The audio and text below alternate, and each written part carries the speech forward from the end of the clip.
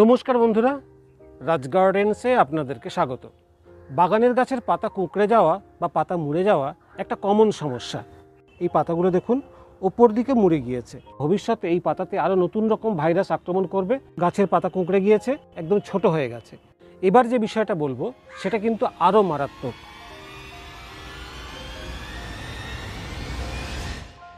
সমস্যার সঠিক কারণ না জেনে আমরা অনেক সময় অন্ধকারে ঢিল ছুঁড়ি।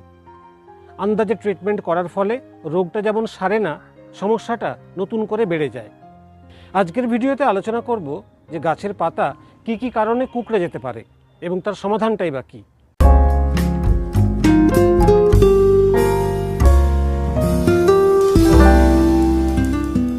বৃষ্টির জল পেয়ে সবুজ পাতা আরও সতেজ হয়ে উঠেছে। আমরা চাই যে প্রত্যেকটা গাছের পাতা এই রকম হয়ে উঠুক। যখন গাছের পাতা কুঁকড়ে যেতে শুরু করে তখন আমাদের কপালেও চিন্তার ভাঁজ পড়ে। তাই আমাদেরকে জেনে নিতে হবে গাছের পাতা ঠিক কী কারণে কুঁকড়ে যাচ্ছে। গাছের পাতা বিভিন্ন কারণে কুঁকড়ে যেতে পারে। সেটা পোকামাকড়ের আক্রমণ হতে পারে, ভাইরাসের আক্রমণ হতে পারে, বা নিউট্রিয়েন্ট ডেফিসিয়েন্সি হতে পারে। কিন্তু কি করে বুঝবো যে কোনটা পোকামাকড়ের আক্রমণ আর কোনটা নিউট্রিয়েন্ট ডেফিসিয়েন্সি? আসুন আপনাদেরকে ভালো করে পাতা দেখিয়ে বুঝিয়ে দিই।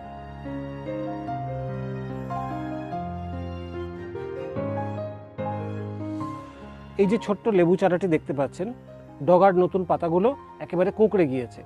এই রকমভাবে যখন গাছের পাতা কুঁকড়ে যায় এবং সেটা যদি পোকামাকড়ের আক্রমণে হয়, সেটা মোটামুটি আমরা এই লক্ষণগুলো দেখে বুঝতে পারি। এই যে পাতাটা দেখতে পাচ্ছেন, একদম একটা মানচিত্রের মতো ছবি তৈরি হয়েছে। এটাকে বলে ম্যাপ পোকার আক্রমণ বা লিপ মাইনার। এই যে পাতা মুড়ে গেছে, এই মুড়ে যাওয়া পাতা কিন্তু আর আগের অবস্থায় ফিরবে না, এবং এই পাতা যদি গাছে থাকে তাহলে গাছে খাবার তৈরি করতেও পারবে না। তাই এই পাতা গাছে রাখা চলবে না।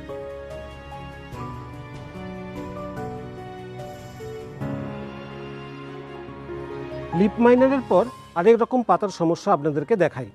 এই পাতাগুলো উপর দিকে কুঁকড়ে গিয়ে নৌকোর মতো হয়ে গেছে। এই পাতা কুঁকড়ে যাওয়ার পেছনে মাইটস এবং থ্রিপসের ভূমিকা থাকতে পারে। থ্রিপস যেমন মিলিবাগ বা জাব পোকা বা বিভিন্ন ধরনের শোষক পোকা যেগুলো থাকে, পাতার ওপরে বসে পাতার রস শুষে খেয়ে ফেলে। ফলে পাতাগুলো ওপর দিকে নৌকোর মতো মুড়ে যায়। আর মাইটস করে কি, পাতার নিচের দিকে বসে রস শুষে খায়। এই যে পাতাটা উপর দিকে মুড়েছে, পাতাটা পুরো উল্টে এইভাবে মুড়ে যায়, উল্টানো নৌকার মতো হয়। কিন্তু আমি যে গাছের পাতাটা আপনাদেরকে দেখাচ্ছি, এটা কিন্তু থ্রিপস বা মাইটস কোনো কারণেই হয়নি। এটা কি কারণে হয়েছে আমি পরে বলছি।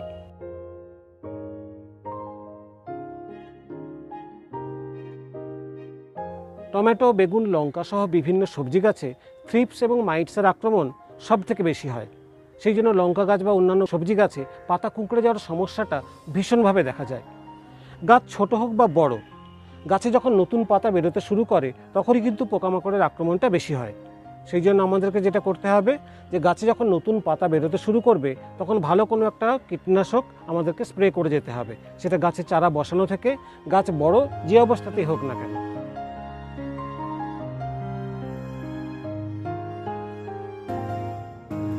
লিপ মাইনার, থ্রিপস এবং মাইটসের কারণে পাতা কীভাবে কুঁকড়ে যায় এবং তার সমাধান নিয়ে এতক্ষণ বললাম। এবার যে বিষয়টা বলবো সেটা কিন্তু আরও মারাত্মক।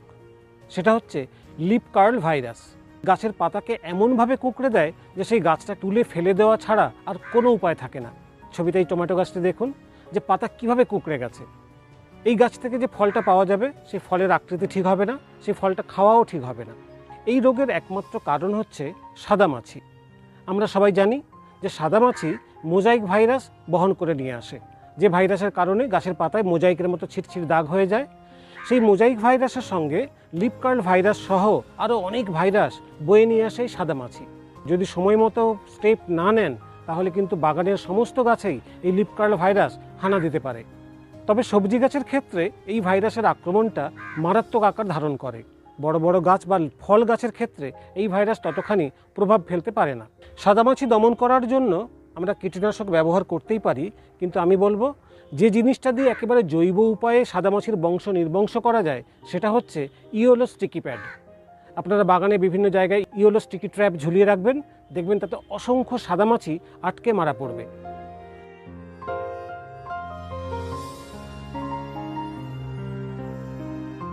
এবার যে কারণটার কথা বলবো সেটা হচ্ছে নিউট্রিয়েন্ট ডেফিসিয়েন্সি।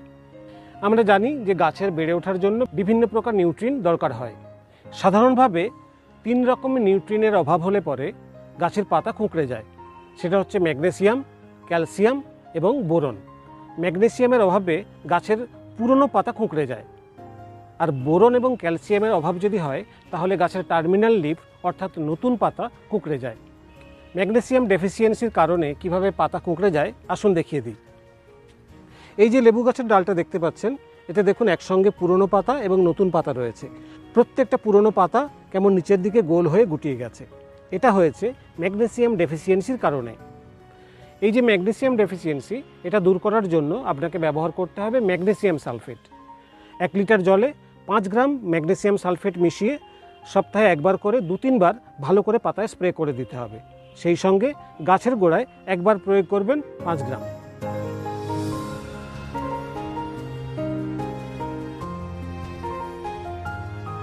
আগেই বলেছি যে ক্যালসিয়াম এবং বোরন ডেফিসিয়েন্সি হয় নতুন পাতায়, কিন্তু কি করে বুঝবেন যে ক্যালসিয়ামের অভাব হয়েছে নাকি বোরনের অভাব হয়েছে? এই দুটো নিউট্রিয়েন্টের অভাব হলে পরে গাছের পাতা খানিকটা বিকৃত হয়, কারণ ক্যালসিয়াম এবং বোরন গাছের সেল গঠনে সাহায্য করে। যখন এইসবের অভাব হয় তখন গাছের সেল ঠিকমতো গঠন হয় না, ফলে পাতাগুলো বিকৃত আকার ধারণ করে। কিন্তু এই দুটোর তফাৎ হচ্ছে যে ক্যালসিয়াম ডেফিসিয়েন্সির মতো বোরন ডেফিসিয়েন্সিটা গাছের ক্ষেত্রে ততটা মারাত্মক হয় না। গাছের পাতা কিছুটা কুঁকড়ে যায়, আকারে ছোট হয়ে যায়, ঠিক আছে, কিন্তু ক্যালসিয়ামের অভাব যদি হয় তাহলে প্রথমে পাতায় একটা ক্লোরোসিসের লক্ষণ দেখা যায়, তারপর নেক্রোসিস হয়। আসুন আপনাদেরকে দেখিয়ে দিই যে ক্যালসিয়াম এবং বোরনের অভাবে কীরকমভাবে পাতার গঠন হয়।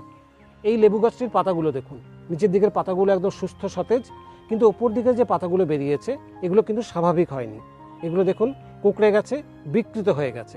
প্রথমবার দেখে মনে হবে যে এটা কোনো শোষক পোকার আক্রমণে পাতাগুলো কুঁকড়ে গেছে, কিন্তু ভালো করে পাতার ওপর এবং নিচ পরীক্ষা করে দেখলে দেখা যাবে কোনো রকম কোনো থ্রিপস, মাইটস বা কোনো লিফ মাইনারের আক্রমণ হয়নি। এই পাতাটা বিকৃত হয়েছে বোরনের অভাবে। বোরনের অভাব হলে পরে পাতার গঠন যেমন স্বাভাবিক হবে না, তেমনি পাতার সাইজটা ছোট হয়ে যাবে। এই যে এই গাছটির পাতা আপনাদের আগে দেখিয়েছিলাম, এখন বলছি যে এই পাতাগুলো কিন্তু কোনো রকম পোকামাকড়ের আক্রমণে হয়নি। এটা হয়েছে বোরন ডেফিসিয়েন্সির জন্য।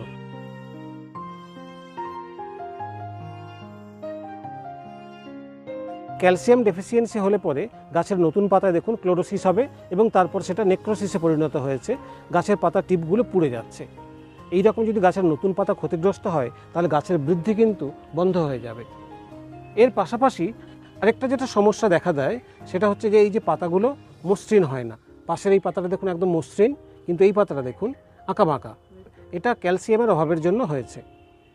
তাহলে বুঝতে পারলেন তো যে ক্যালসিয়াম এবং বোরন ডেফিসিয়েন্সি হলে পরে গাছের পাতায় কীরকম প্রভাব পড়ে। বোরনের অভাব যদি হয় তাহলে 2 গ্রাম বোরন ভালো করে গাছে স্প্রে করতে হবে এবং 5 গ্রাম বোরন গাছের গোড়ায় দিতে হবে।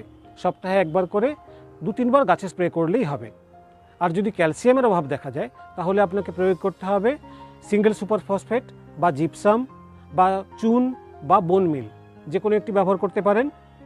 আর যদি বুঝতে না পারেন যে ক্যালসিয়ামের কারণে পাতা কুঁকড়ে যাচ্ছে নাকি বোরনের কারণে পাতা কুঁকড়ে যাচ্ছে, সেক্ষেত্রে আপনাকে ব্যবহার করতে হবে ক্যালসিয়াম নাইট্রেট। তার কারণ ক্যালসিয়ামের সোর্স হিসেবে আমি যে জিনিসগুলোর নাম বললাম এগুলো কিন্তু একটাও গাছে স্প্রে করা যায় না। ক্যালসিয়াম নাইট্রেট নেবেন 3 থেকে 4 গ্রাম এবং বোরন নেবেন 2 গ্রাম। গাছের গোড়ায় প্রয়োগ করলে পরে সেটা গাছের অ্যাবজর্ব করে পাতায় পৌঁছতে কিছুটা সময় লাগবে। সেই জন্য যদি ফোলিয়ার স্প্রে করেন তাহলে উপকারটা তাড়াতাড়ি পাওয়া যাবে, গাছ তাড়াতাড়ি রিকভার করবে। ক্যালসিয়াম বোরনের মতো নিউট্রিয়েন্টগুলি ইমোবাইল হওয়ার কারণে গাছের নতুন পাতায় যে পরিমাণে দরকার হয় সবসময় তার চাহিদা পূরণ হয় না, ফলে বিভিন্ন ডেফিসিয়েন্সি দেখা দেয়। ক্যালসিয়াম ডেফিসিয়েন্সি সম্পর্কে বিস্তারিত জানতে হলে এই ভিডিওটি একবার দেখে নিতে পারেন। পোকামাকড় বা পুষ্টির অভাবে যদি গাছের নরম পাতা কুঁকড়ে যায় সেগুলোকে কেটে ফেলে দেওয়াই ভালো। সেই জায়গায় নতুন পাতা যখন বেরোবে তাতে আর কোনো সমস্যা থাকবে না। আসলে লিফ মাইনার আক্রান্ত পাতাগুলোতে পরে ক্যাঙ্কার রোগ চলে আসে। গাছে যদি পুষ্টির অভাব দেখা দেয় তাহলে স্প্রে করার পাশাপাশি মাটিতে পর্যাপ্ত খাবারও দিতে হবে।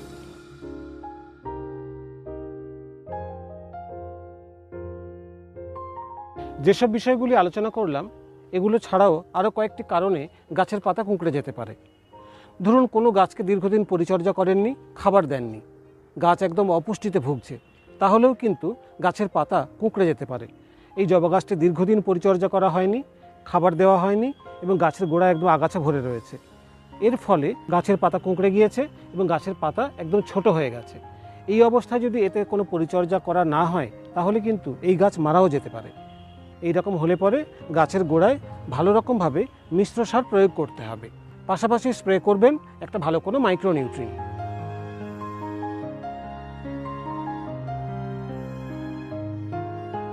এনভায়রনমেন্টাল স্ট্রেস হলেও গাছের পাতা কুঁকড়ে যেতে পারে। যেমন প্রচণ্ড সূর্যের তাপ থাকলে কিছু গাছের নতুন পাতা গুটিয়ে যায়। যখন সূর্যের তাপ কমতে থাকে তখন ধীরে ধীরে পাতাগুলো আবার আগের অবস্থায় ফিরে আসে।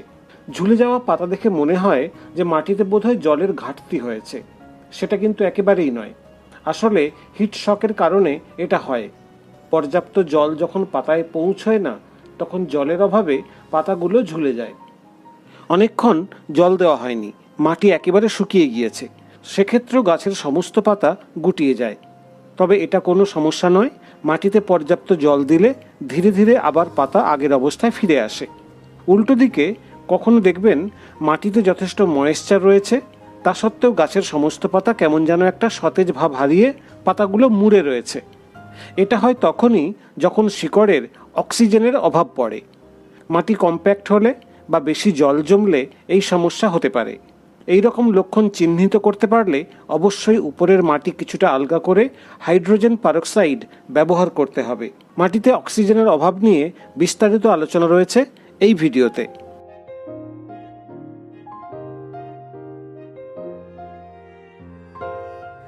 বন্ধুরা, আশা করি আজকের আলোচনা থেকে আপনারা বুঝতে পেরেছেন গাছের পাতা কোন কারণে কীরকমভাবে কুঁকড়ে যায়। যে বিষয়গুলো আলোচনা করলাম সেইগুলো দেখে ভালো করে পরিচর্যা করবেন, আশা করি আর কোনো সমস্যা থাকবে না। ভিডিওটি সবাই লাইক এবং শেয়ার করবেন, ফলো করবেন রাজ গার্ডেন্সের ফেসবুক পেজ। আর এরকম ভিডিও আরও পেতে চাইলে আমার চ্যানেলটি সাবস্ক্রাইব করে অল নোটিফিকেশান বেল অন করে নেবেন, যাতে রাজ গার্ডেন্সে কোনো ভিডিও আপলোড হলেই আপনি জানতে পারেন। নমস্কার।